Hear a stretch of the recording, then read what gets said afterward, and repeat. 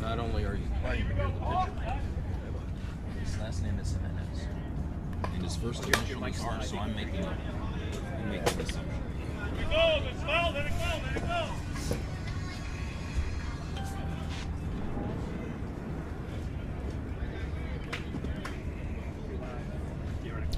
Well, good morning, everyone. We are in Las Vegas, Nevada, the site of the 2023 Sin City Classic, and we're very happy to be with you from Sunset Park Field 12. We have a game going on that just started in a Masters D division between the St. Louis Free Agents and the LA Aftershock, and this is the first batter hitting a bloop single to center field. That's the leadoff batter, Paul Shepard, and I'm working this year again with Joel Tremblay from the San Diego, what is the name of your league? Tell us about that.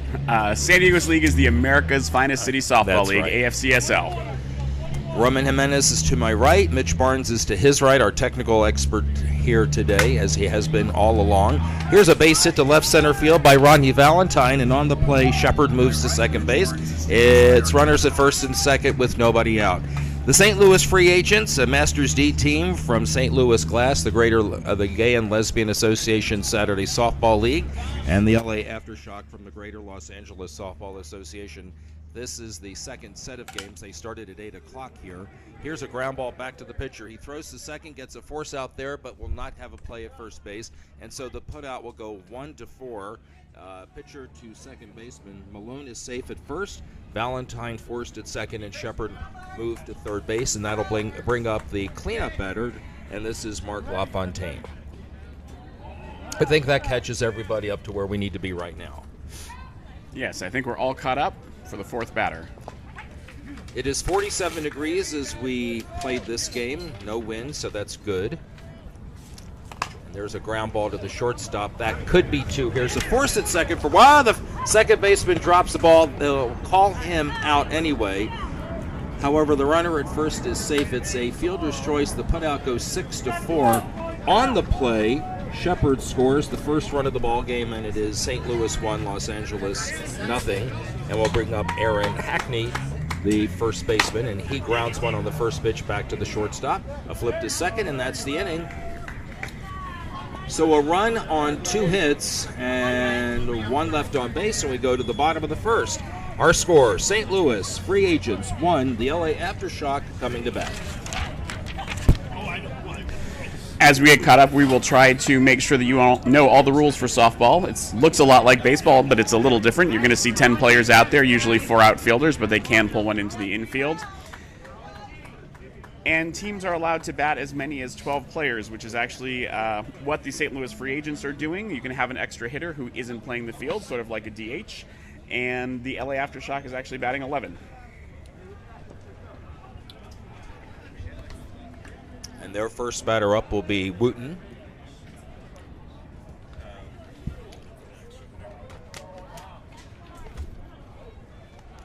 Chris Wooten, the left fielder. The pitcher for St. Louis wears number 2. That's Don Pearson. You can see that it's live. So for softball, what the pitcher is trying to do, this is a slow pitch league, so there has to be an arc. The pitch should rise above 6 feet, but no higher than 12 feet, and cross the plate about between the batter's shoulders and knees.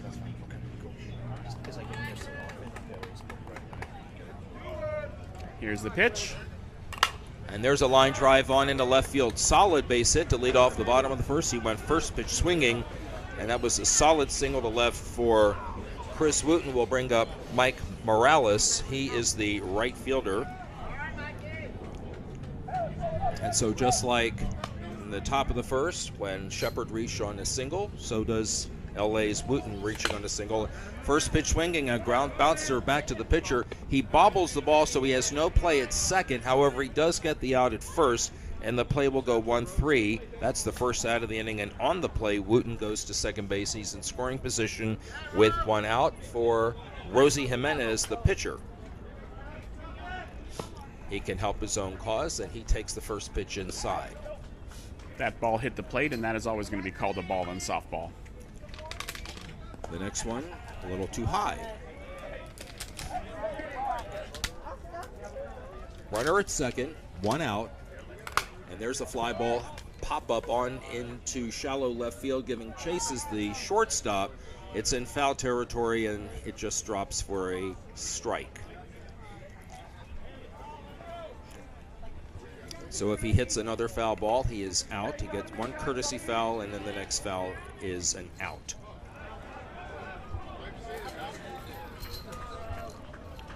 Rosie Jimenez waits, and he swings and lifts one in the air to right center field, and the ball is caught one-handed. Nice catch out there by the right center fielder, Rodney Valentine. Tagging up and moving to third base is Chris Wooten, where he is with now 2 out. So the courtesy foul is something different leagues and tournaments do differently. You can either be where you get 2 strikes and the foul is always a 3rd strike, or you can get an extra one. And here in Vegas, they usually give you an extra one. Here's a fly ball hit out into right field, off the right fielder's glove, and it bounces into foul territory. It'll be an RBI single, and then on the play, the runner moves to second base. Wooten scores, and the game is tied at 1. He had the play right in front of him, but it just bounced off his glove, rolled into foul territory. And Wooten, who was already at third base, had no problem scoring on the play. Gomez goes to second base. Just sort of a tough bounce out of his glove there. Probably not the sun. You can see some sun on the field, but actually we have a little bit of light cloud cover over everything, which is what's sort of expected for the rest of the day. And the next pitch is hit into right field, and that drops in for a base hit off the back of Billy Dyer. And on the play, Sergio Gomez rounds third, and he will score. And his team now has the lead. It's 2-1.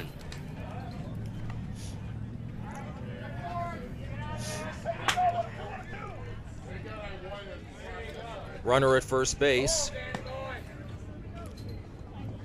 Denny Leon, the batter. And he swings, and he pops one into right center field. That's going to fall in for a hit, and the ball will travel to the fence. On his horse is Billy Dyer. He will score the 3rd run of the game, and on the play, Leon goes to third base. It's 3-1. They were almost out of this till that bad hop off the glove in right field. And that was a solid triple. Once it started to roll, the runner had no issue getting to third base. Eric Grubb, the batter. The first pitch to him. Here's a bouncing ball right back to the pitcher. Pitcher makes the play and on to first, and the inning is over. When you field your position well, you save yourself a whole lot of aggravation, and pitcher certainly did a good job that inning. Couple of solid hits out in the outfield, allowed 3 runs to score. We go to the top of the second. It's the LA Aftershock 3 and the St. Louis Free Agents 1 here on the Cloud Sports Network. And at the end of the first inning, we want to tell you about one of our sponsors. One of those sponsors is Lexus. The 16th annual Sin City Classic is proud to once again welcome Lexus as its presenting sponsor. Lexus, experience amazing. In addition to being an incredible partner, the car maker has once again been named a top employer by the Human Rights Campaign, earning a perfect score in the 2022 Corporate Equality Index. And it just happens to be the car maker of choice of Cloud Sports Network.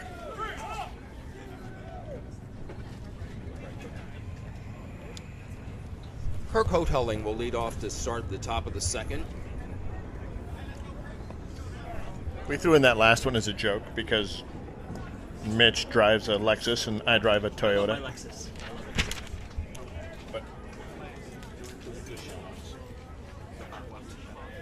First pitch is short for a ball.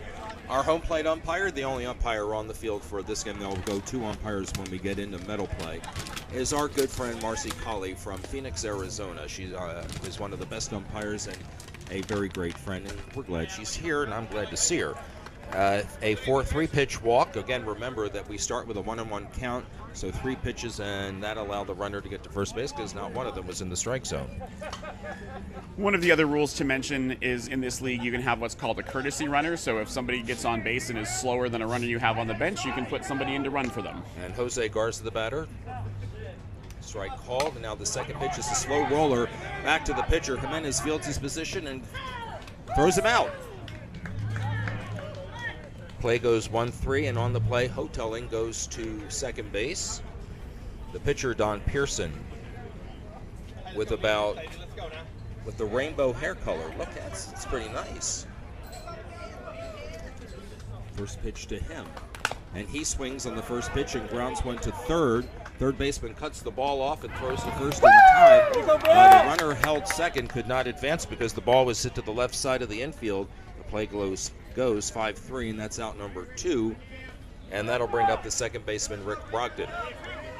You mentioned the rainbow hair. There's a lot of players who have a little bit of fun out here with their uniforms, so we may see some tutus and some glitter coming out for today as well. I think you're right. First pitch was a ball.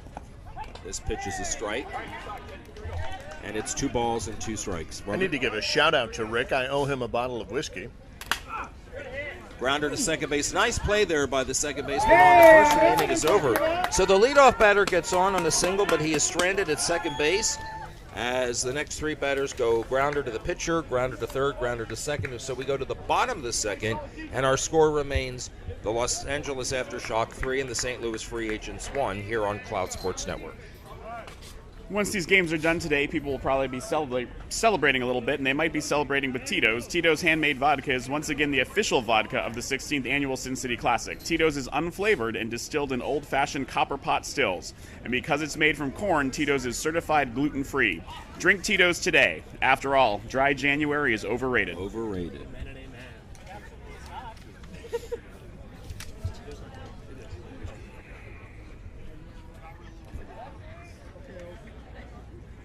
All right. The extra hitter in this team's lineup, Pace, is going to lead off to start the bottom of the second. His team up 3-1.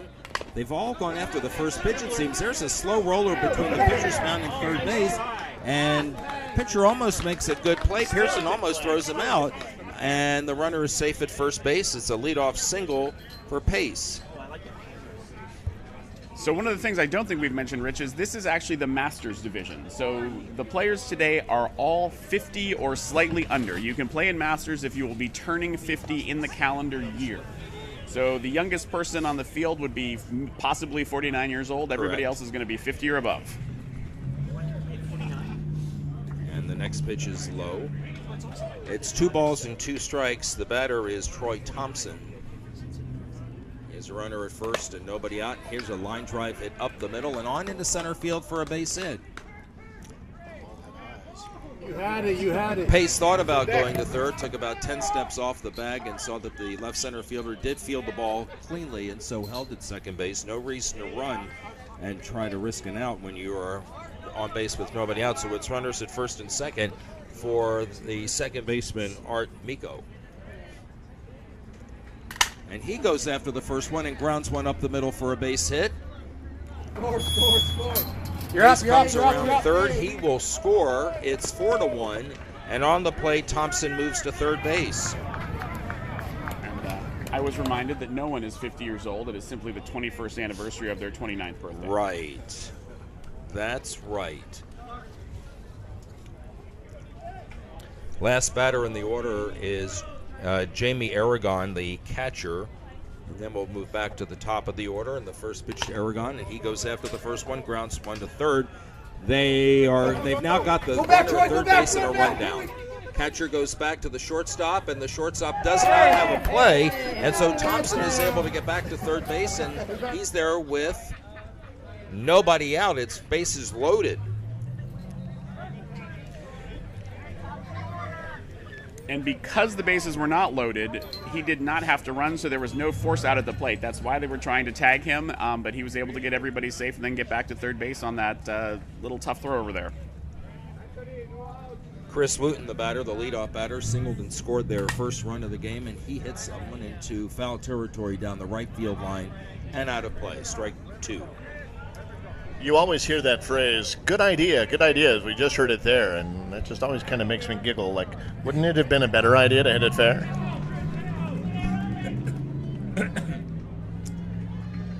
The next one, swing, and he lifts one into left field. The ball's got a little twist on it.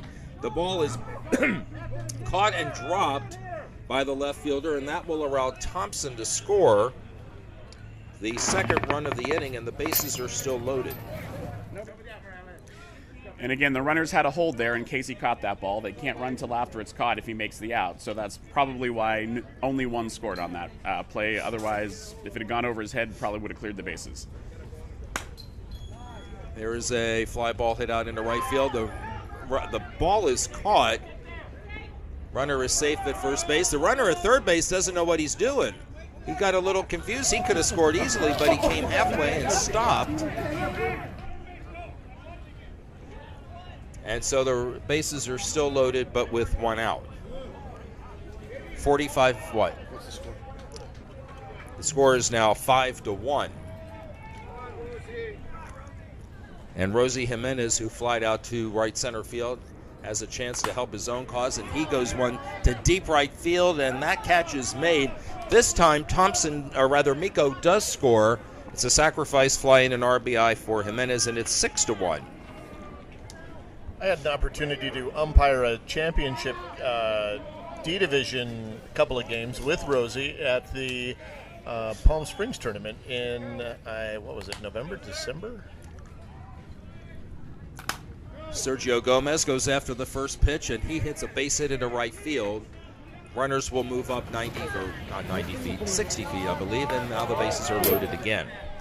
Aragon is at third, Wooten is at second, and Gomez at first for Bill Dyer, who singled in his first at-bat. And he takes the ball. 2 balls, 1 strike. 6-1 our score for Los Angeles. And that pitch is a little short. I think she called it illegal, didn't she? I believe she did. Okay. Which means she decided it never went above 6 feet. It was too flat, even if it had crossed the plate. So it's 3 balls and a strike. And that pitch is outside. It's a walk and an RBI as Aragon will come home. So that's the 4th run in the inning and the 7th run of the game for Los Angeles, and they now lead 7-1. Wooten goes to third, Gomez to second, Dyer is now at first, and that'll bring up Danny Leon, who tripled, and he drove in 2 runs in his first at-bat. Here's a fly ball on the infield. Nope, it's actually beyond the infield, and it goes into right center field for a hit, and that will score 2. Wooten scores, and so does Gomez. 2 more runs, 6 in the inning, and it's 9-1. And it looks like Deere got over to third on that play. And yes, he did. Deere is at third now. They have now batted around. As Eric Grubb, the batter, he takes the pitch. I think it bounced on the plate. So the count is 2 balls and a strike.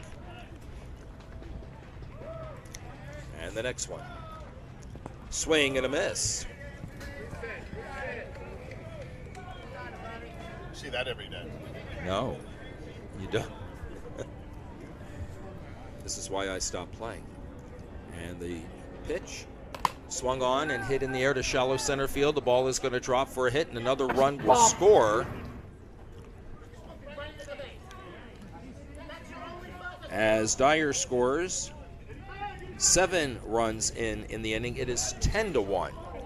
And despite all that, the coach of the Aftershock is telling his players to know how to run. And there's a foul ball to the right side. This is Art Pace, who reached on an infield single his first at-bat. And there's one as he goes back to the pitcher. He fields the position cleanly and throws out Pace, and the inning is over. However, 7 runs score in the bottom of the second for the Aftershock. We go to the top of the third. Anderson will lead off for St. Louis. His team trails. It is Los Angeles 10 and St. Louis 1 here on the Cloud Sports Network. And at 10-1, there was plenty of time for a comeback, but it's a good time to mention that we do have what are called mercy rules here in the softball league. And so if at the end of the 3rd inning a team is up by 20 runs, that will end the game. 15 runs after 4 innings and 10 runs after 5 innings.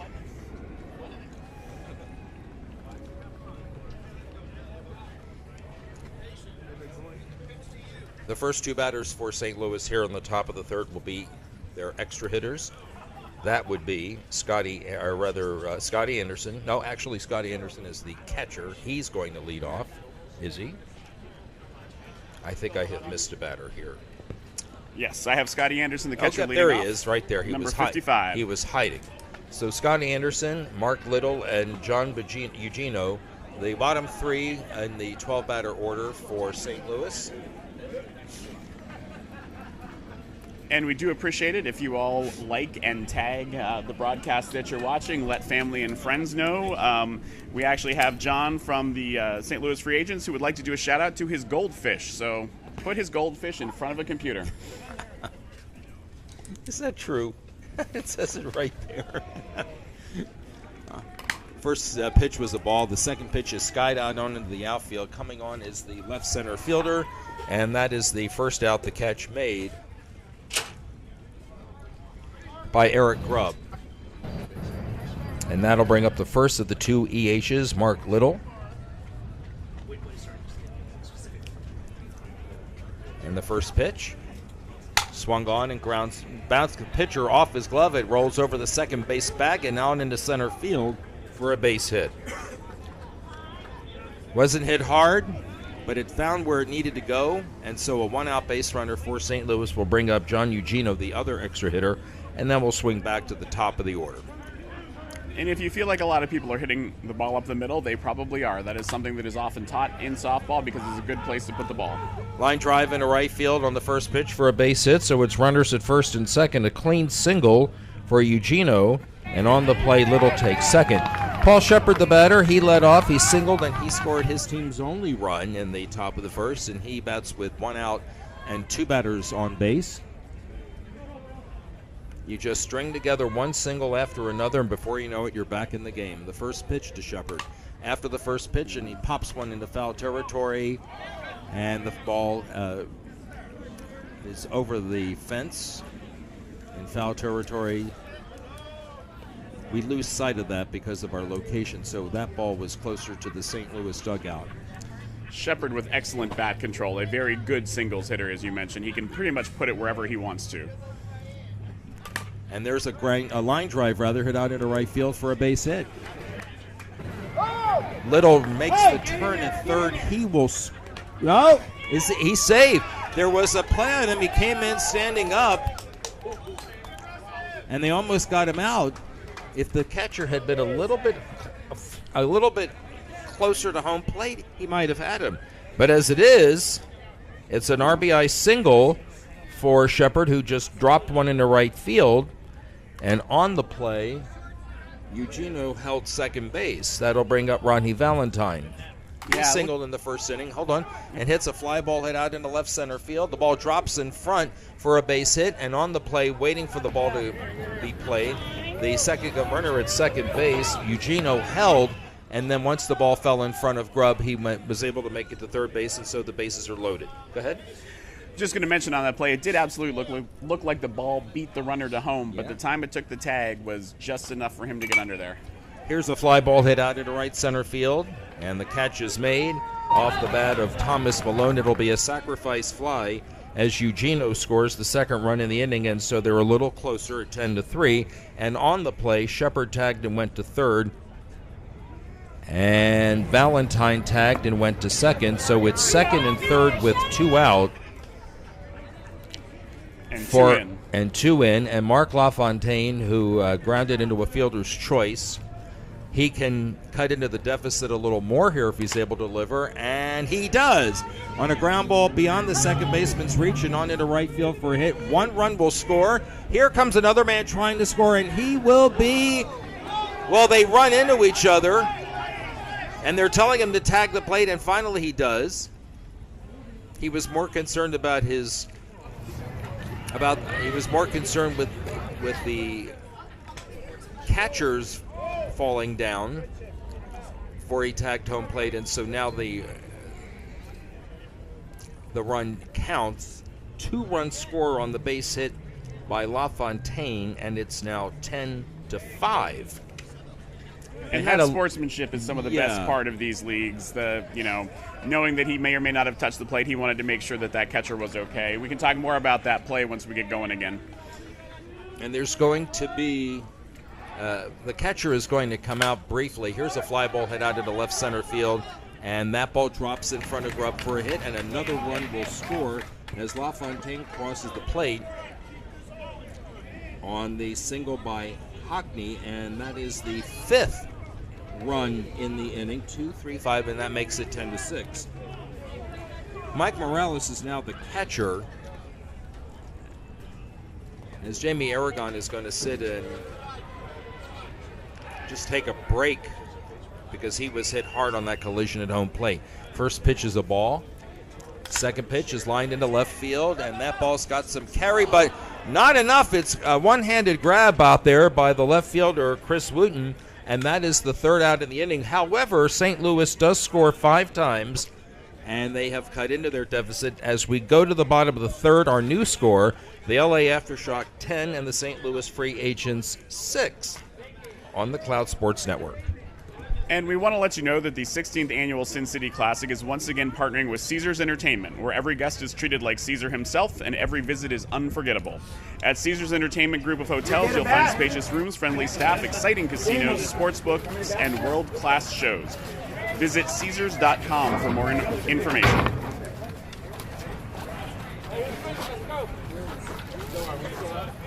You know, on that Right, play at guys. home,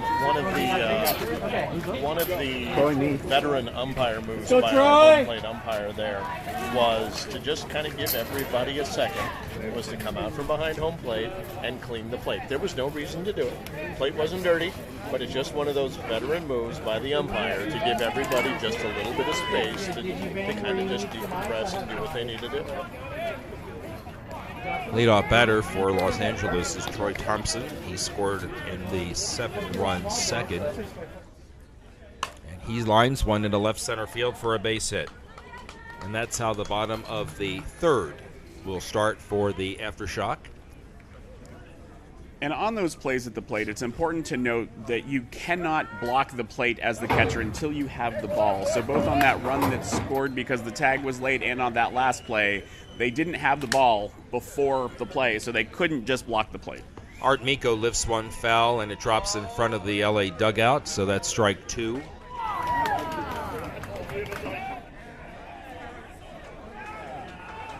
And you also, as the runner, cannot run through the catcher trying to hurt them, which I don't think was anybody's effort there. That was just a collision of two people in the same spot. And this next pitch sails way outside. You know, winning counts, but sportsmanship is better. 2 balls and 2 strikes. There's a swing and a ground ball to the shortstop, bobbled by the shortstop. He'll throw to second, and the throw gets by the second baseman and bounces on into shallow right field, and that will allow the runners to move up to second and third.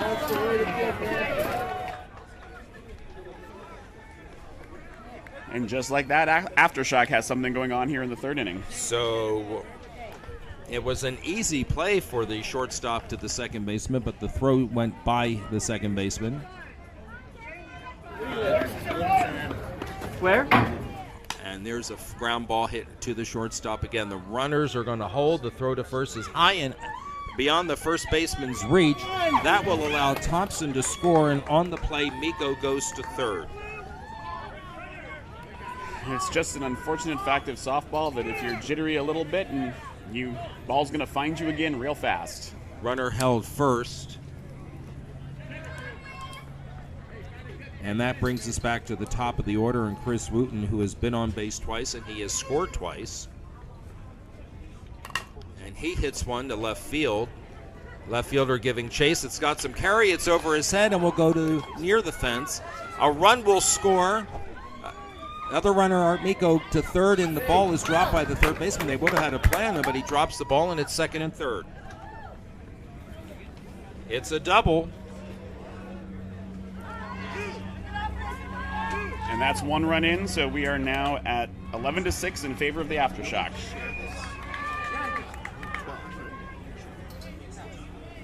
I have 2 runs in the inning. Oh, I'm sorry, correct, yes. The first lead, yeah, it's now 12-6. And next pitch to Mike Morales is a ball.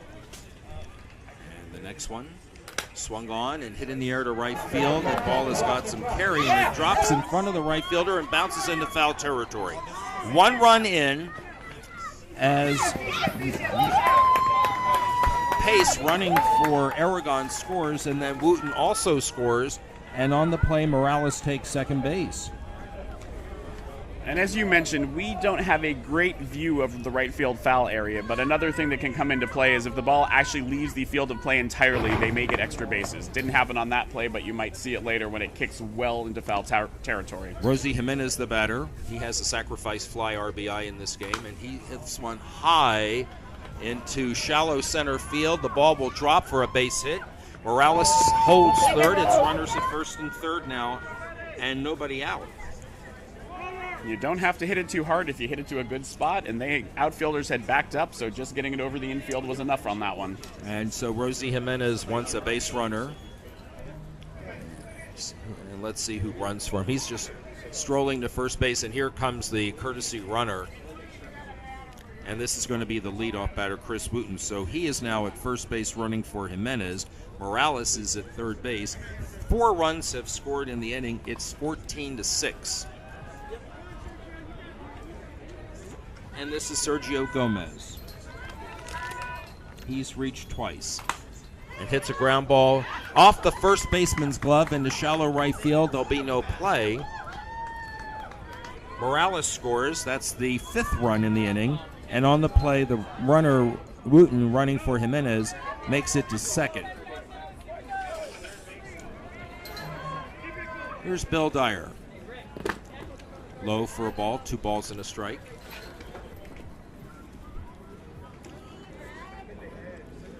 There's a line drive hit well into left field. Catcher's in my way. The ball goes over the left fielder and will go all the way to the fence. Bounces off the fence. You're up, Serge. You're up, buddy. Wooten running for Jimenez will score. Gomez running for himself will score. And Dyer makes it into third base with a 2-run triple. Everybody! Good job. 2 more runs scored. That's 7 in the inning. And if my math is correct, I have a score of 17-6. That is what I have as well.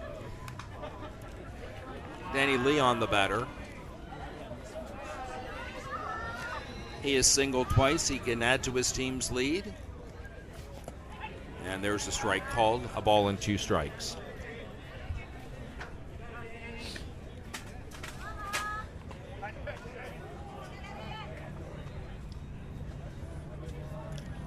There's a line drive between third and short on into left field for another hit and another run. Danny Leon with an RBI single. Bill Dyer scores. 8 in the inning. 18-6. And still no one out? No one out. I have nobody out. Nobody out. They're about to bat around for the second time in this game. Eric Grubb, the left center fielder, the batter, and the first pitch deemed illegal. 2 balls and a strike. And you could see that arm going out horizontal is what she'll do when it's an illegal pitch. And there's a fly ball hit out into left center field, and there's the first out in the inning as the catch is made by the left center fielder, that's Kirk Hodeling, and that is the first out in the inning. And on the play, Leon held at first base. And as you mentioned, here comes Pace, and so that will have that. With that, Aftershock will have batted around in this inning with only 1 down. And so Art Pace today is 1 for 2. Runner at first base, 1 out. Swinging at the first pitch and lifting on the infield. The catch is made by the pitcher, Don Pearson, and that's out number 2. And for the second time in the inning, Troy Thompson, he singled to start the inning and scored the first of the 8 runs that his team has scored. He has scored twice in this game. He has a couple of singles, and the first pitch is in for a strike. It's a ball and 2 strikes. That pitch a little outside, 2 balls and 2 strikes. 2 outs, 8 in, 1 on. And there's a ground ball or a line drive right back to the pitcher. Pearson makes the catch and just slams the ball onto the turf. That completes the inning. 8 runs score. 1, 2, 3, 4, 5. Yes, 8 runs score for the Aftershock here in the bottom of the third. We go to the top of the fourth. 18-6, LA Aftershock over St. Louis Free Agents on the Cloud Sports Network. You can't really call it a comeback because the Aftershock were still ahead, but it looked like St. Louis really had something going in that inning in the third to get 5 of those runs back, and Aftershock came right back and scored even more to win the inning. So the run rule, the courtesy rule after the 4th inning is 12. 15. No, 15. 15 runs. Yes. So and having just finished the third, we have a little ways to go yet.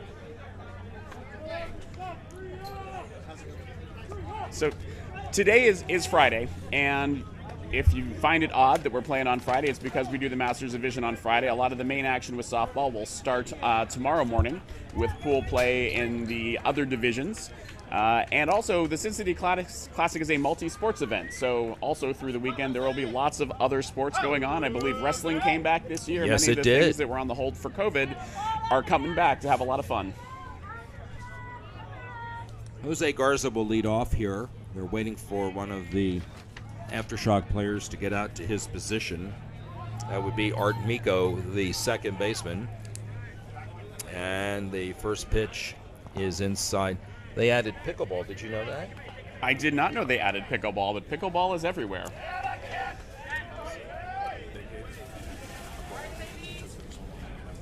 Okay, thank you. I wasn't paying attention to that. So the runner at first base is Jose Garza Gets first base because it took the LA Aftershock second baseman a little too long to get to his position. So a runner at first base and nobody out. And a strike called. This is the pitcher, Don Pearson, who grounded out the third in the second. And there's a line drive hit out in the left field. That ball is in for a hit. The ball gets by briefly the left fielder. This will allow Garza to take third. Runner Pearson going to second, and he's safe. Heads up base running by Don Pearson. And a very nice slide. It's not that often you're going to see slides like that in the Masters Division, and that was a good one. Got in under the tag again, like the play at the plate. The ball probably beat him, but he was able to get under the tag. Good call by the umpire. And that is a double. We're going to score it a double. And the first pitch to Rick Brogdon is a strike call. 2 balls, 2 strikes. 1 ball, 2 strikes. Brogdon swings And hits one to the second baseman off the glove. of the second baseman, Art Miko. A run will score as Garza scores the run for St. Louis, and on the play, Pearson took third. And on that play at second, it's worth noting that the umpire had hustled out there to be in the right position to make a good call on that play. Sometimes you'll see an umpire who doesn't leave the plate too much. She was out there getting a good angle to make sure she could make the right call. Here's Scotty Anderson. And he hits one high and deep to left field. That ball's got carry. It'll go All the way to the fence. Pearson will score. Third guy comes around third. That's Brogdon. He will score. It is a solid double to left field by Scotty Anderson, who tattooed that ball. There was never a play for the left fielder. He wasn't playing deep enough, and that ball just went to the fence for a 2-run double. And that brings up a question of what if that ball had gone over the fence, and I'm going to try to get a rules check here, but usually in a D division in Naga softball, a ball over the fence would be an inning-ending out. And here's Mark Little with a single up the middle for a hit. Here comes Scotty Anderson. He will score. This is actually their courtesy runner. It was a courtesy runner.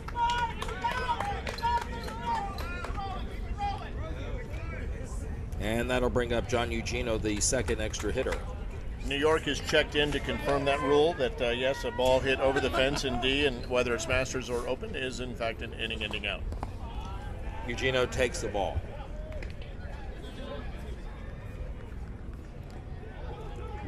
I have 4 in so far. That's Nobody exactly down. right.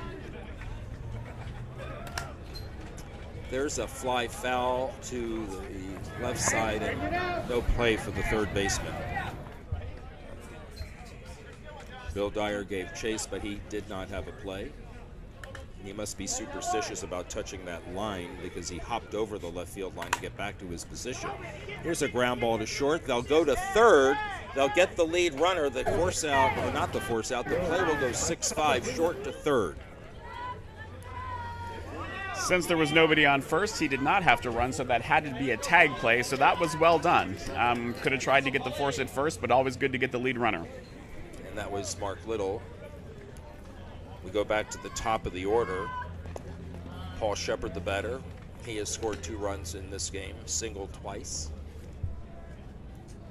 And he lines one foul down the third base line. As I mentioned, good bat control. If you remember the last at bat, he started with one that went foul to the right, then hit one over, now going to the left. Let's see where he puts this one now. Wouldn't be surprised to see him go back to the right side after this. His team has scored 4 times in this inning to cut into the lead. It is 18-10.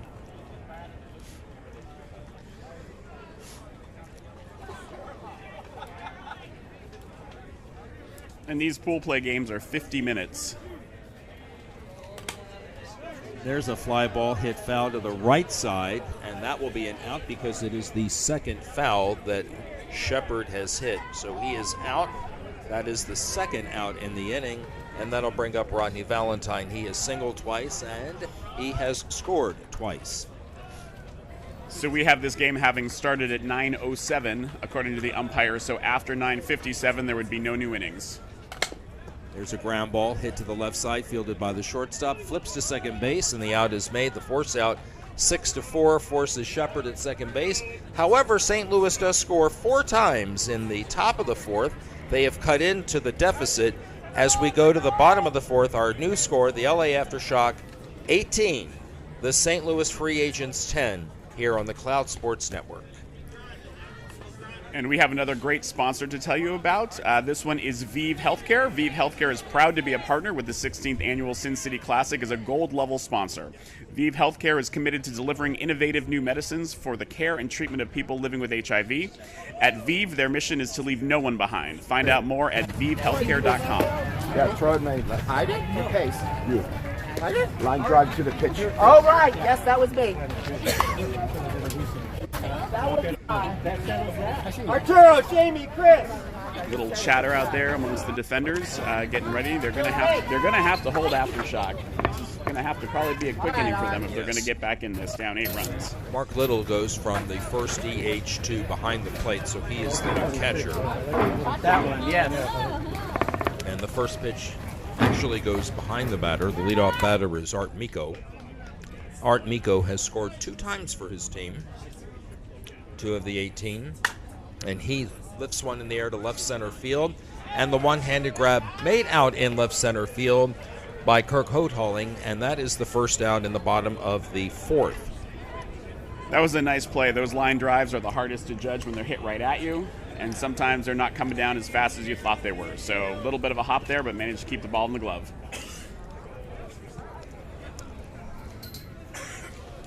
This is Jamie Aragon. He was shaken up on a play at home plate earlier in the game, but he is out. Glad to see that he's okay.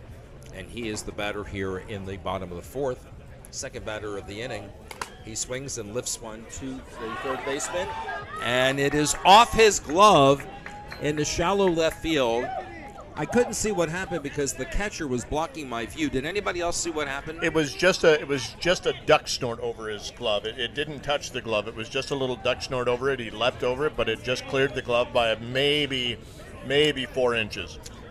So he's a one-out base runner for Chris Wooten, who has been on 3 times, and he has scored all 3 times, and he hits one solidly into left field for a base hit. So he is 4 for 4. And on the play, runner held at second base. It looks like Art Pace is running for Jamie Aragon, so he is at second base with 1 out. And we do have another shout out to tell you about for tagging your friends and family. We have Anthony from the Aftershock who wanted to do a shout out to his dad and his sister. And to be absolutely clear, that is his actual father, not his daddy. Good to clarify. Especially around here.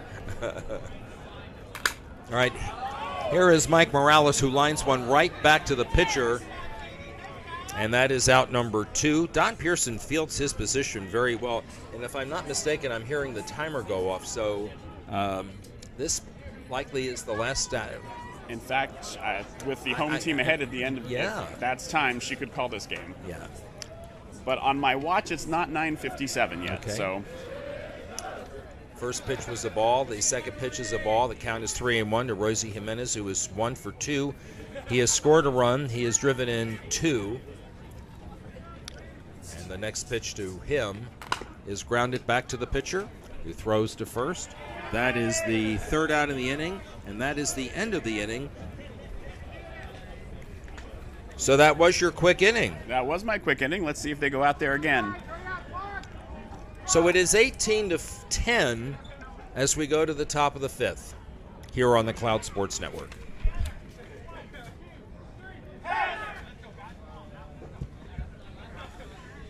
So 18-10. This is almost certainly the last inning. They're coming back out to play. If they can score 8, then we will have a bottom of the 5th inning. If not, then the game will be over. Now, it always felt to me, and you guys tell me what you think, but it always felt to me that 10 after 5 as the mercy rule, and that's not what we're talking about here, but it felt like 10 after 5 seemed a little small. For a run rule? Yeah. Because 10-run inning is not that unusual. It's not as uncommon as you would think. It just takes rolling with some singles, maybe a couple of hard hops. Thomas Malone leads off and lifts one into right center field, and that ball's got some carry to it, and it's going to go all the way to the fence. Malone on his way to second, takes the turn at second. He will easily make third. Will they try to send him? Oh, yes, they will. He stopped at third and saw that the ball hadn't even reached the cutoff man yet, and that's an in-the-park home run to lead off the inning by Thomas Malone. All right. 1 down, 7 to go. That's the first run of one of those this afternoon. You can hit a home run as long as it's not over the fence. And it is 18-11 for Mark LaFontaine. He is 1 for 2. He has scored a run. And he swings and hits one to the third baseman off his glove. No play. They'll throw anyway, but there was no play. And LaFontaine will hold it first. Solid hit, but the third baseman did have a play. He just bounced off his glove. That's why they call it the hot corner. Those are coming at you fast. Sometimes you can knock it down and still have time, but he rushed that throw a little bit, I think. Here's Aaron Hockney.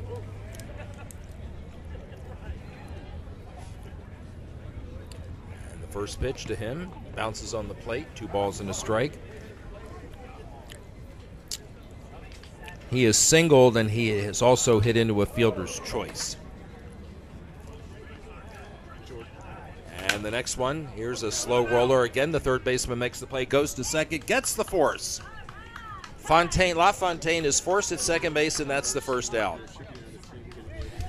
Excuse me. And we have a couple more shout-outs from the St. Louis free agents. We have Mark wanting to shout out to the Seattle Sasquatch and Sadie wanting to shout out to St. Louis Glass. So if you know those folks, say hi, tag them, get them involved in the broadcast. One of the things that's best about this is it's often a chance for people who may have never gotten to see a friend or family member play a little softball. Kirk Hotelling, the batter, the left center fielder. He has doubled. He's 1 for 2. He swings and foul tips it. 2 balls, 2 strikes. No relation to Douglas Hotelling, the ASCSL Hall of Famer in San Diego. And current secretary, thank you for your service. Next one is bounced to the shortstop. Upon 3 hops, he'll go to second, gets the force out. And Hockney is forced at second base. That's the second out. Fielder's choice 6-4 on that. Hadn't seen a lot of those outs at second, but they're coming now, and actually they're very common in D softball. Actually, as are more common than outs at first. Jose Garza, the batter, tries to keep the inning going. He takes a strike. He has bounced to the pitcher, and he has singled and scored. Nice pitch over the outside corner. And the next one. He swings and grounds one into left field for a base hit. No doubt about that one. On the play, Hotelling will stop at second base. No reason to take chances when you have a deficit like they do. Don Pearson, the pitcher, the batter. Don 1 for 2 so far today. And he takes the first pitch and swings and grounds one to the shortstop. They'll go to third to get the force. 1 run does score on the home run, the leadoff home run in the park by Thomas Malone. Apparently, the timer clock that I thought I heard over here, I actually didn't. It must have been from one of the other fields. It may very well have been from one of the other fields. Because this time I think this game should be over. And the game, yes, they're all meeting out on the field. and then they'll go through the handshake line. Final score in this ball game will be the LA Aftershock 18 and the St. Louis Free Agents 10. So St. Louis, after winning its first game, will go to the losers bracket, and LA will stay in the winners bracket. So we may see one of these two teams again before our time here at Sunset Park is done. Again, final score here in the Masters D Division, the LA Aftershock 18, the St. Louis Free Agents 10. We want to thank you for being with us here this morning. We have another game coming. It'll be in the Masters C Division. The game's slated to begin at 10 o'clock. For Joel Tremblay, Roman Jimenez, Mitch Barnes, Rich Siegel saying thanks for being with us, and we'll talk to you in just a little bit.